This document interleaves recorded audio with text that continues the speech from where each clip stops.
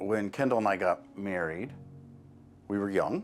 We had a lot of fun. We were both believers, but I was already drinking pretty regularly, and it was affecting our relationship. And she was working a lot. I was alone a lot, and that's how I passed my time. I hated it. I didn't want to be working. And at that time, I knew he was drinking a lot, so I could not trust that he was going to be able to provide for us. So I felt like I had to do that at that point. And then eventually it caused pancreatitis in 2007. There was a lot of warning signs before that I should quit, but God let it get, after trying a few times to give me the warning, finally the pancreatitis got me in the hospital, and believe it or not, that wasn't even the end. There's a lot of pain with pancreatitis, and I got addicted to pain medicine and started misusing it.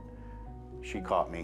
When he came out and started having other problems and then drank again, I thought, oh no, I can't do this. I see this all day long in my job, and I know how this goes, and I can't put my children through that. I can't put myself through that. So I did leave. I just disappeared and filed for divorce, and I didn't know what was going to happen, but I knew that was the next step I needed to take to keep my children safe and to get away from this situation. And so that's what I did.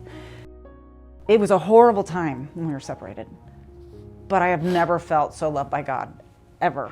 Like, that's that peace beyond understanding.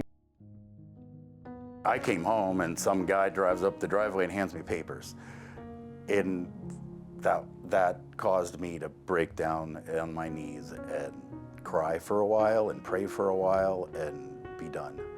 And I set my jaw and was determined to fix it. So it's a very hard thing to stop. It requires faith. It requires a higher power. For me, that is Jesus Christ. I started reading the Bible. I started going to AA. I started going to Celebrate Recovery. And we got remarried on February 17th of 2013.